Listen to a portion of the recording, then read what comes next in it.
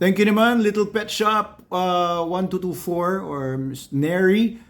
Sa tanong nyo, Doc, need po ba talaga mag-water fasting ng 24 hours pag nag-switch to SDN? Bakit po natin rin-recommend na mag-water fasting muna ng 24 hours ang adult dogs, okay? Puppies, mga 12 hours lang, pwede na.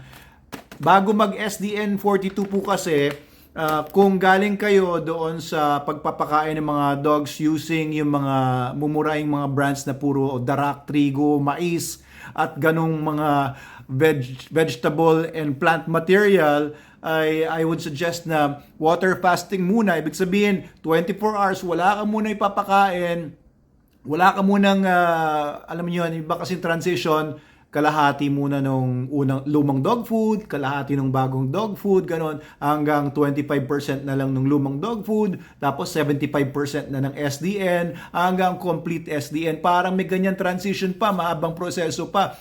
Ang sa akin naman, halimbawa, gusto mong maging healthy, ayaw muna ng junk food. So, gagawin mo ba ngayon na aalisin mo muna yung junk food na konti-konti? Hindi. Para sa akin, mas maganda, alisin mo na yung junk food kaagad. Healthy foods na kaagad, di ba? Ganon din pagka magta-transition ka from junk dog food papunta sa SDN. The best dog food in the multiverse. Bakit? Kasi alam nyo, sa mga dogs, no, kasi hindi nga sila herbivores. Hindi sila kagaya natin na mas pabor sa atin kumain ng plant materials. No? Makikita naman sa ngipin natin, hindi tayo carnivores. Makikita sa ngipin natin, pati sa bituka natin, sa sistema ng katawan natin, we were designed by God to eat fruits and vegetables. Yan talaga ang pinakamaganda para sa mga tao. Habang buhay mo, kung meron ka mga, alam niyo, nagbabara-bara sa mga ugat-ugat mo, prone ka sa stroke, sa cancers, prone ka sa, alam niyo, sa mga heart problems, vegetable material ang kailangan mo kayo. Mag-vegetarian ka na kaysa mag-carnivorous diet. Pero kapag kaaso, baliktad kasi nga sila ay create naman ng Diyos para talagang kumain, tumunaw at mag-digest ng animal material naman sila. So, kapag kumakain ng mga aso ng masyadong maraming starchy materials kagaya ng mga starchy foods, rice, mga corn, soya, yun yung mga laman ng ibang mga dog foods. Matagal pong lumabas yan sa katawan nila kasi carnivore sila. Sa atin, di ba, mas matagal lumabas sa katawan natin pag kinakain mo yung mga matataba, yung puro karne, mabagal lumabas sa katawan natin. Sa mga carnivores, mga dogs, baliktad. O pagka masyado maraming starches, mabagal dumaloy sa bituka nila.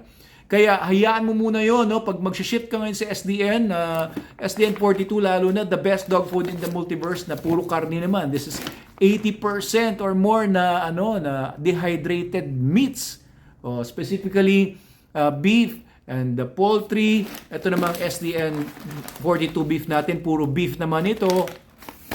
So hayaan mo muna, ma-cleanse muna, mag-detox muna yung aso na nasanay mo sa table food or nasanay mo sa mga mumurahing mga dog foods at kung ano-anong mga, alam mo yun, alisin muna yung junk, tubig lang muna, yan, detox niya. And pag malinis na yung bituka, SDN na, pure na, yan. So, pagka ganun mas magiging maganda yung digestion ng aso ninyo kasi, alam niyo, pagka puro, alam niyo yun, hindi maganda, puro basura na yung bituka ng tiyan, hindi rin maganda yung pag-absorb ng nutrients. So, yun po yung suggestion ko, water fasting muna ng 24 hours.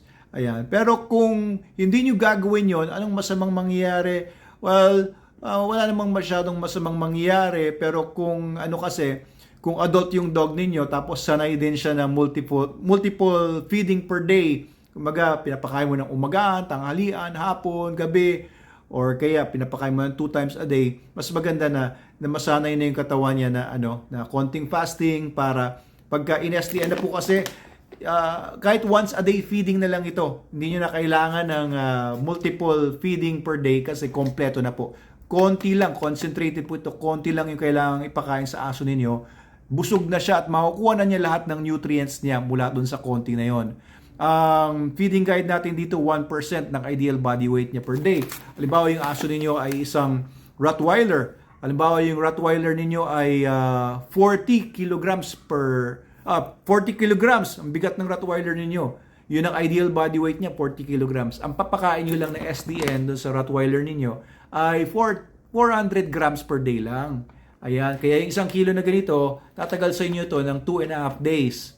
Okay, so tipid siya, hindi kagaya ibang dog food. Pag Rottweiler na 40 kilograms, baka yung 2 kilo mo ubos kagad sa isang maghapon lang, 1 day lang. Alright, so this is a different concept ng feeding, yung STN42. Pero ito na po yung ginamit natin sa Manalo K9 for 8 years na. Ganyan po yung pagpapakain namin sa mga dogs namin. Once a day lang and 1% lang ng body weight nila para hindi sayang. Ang gaganda ng mga katawan ng mga aso namin. Si Logan nga 36 kilogram. Yung aso ko na si Logan, nakita niyo siguro sa videos ko, 36 kilogram ang ideal body weight niya. 350 grams lang siya per day. Pero ang taba, gusto kong bawasan, gawin ko ng less than 1%. Gagawin ko 300 grams per day para medyo mag-slim naman siya. Kasi pagka masyado mabigat ang katawan, nahirapan din gumalaw, di ba? Parang tao din yan. Yun lang po.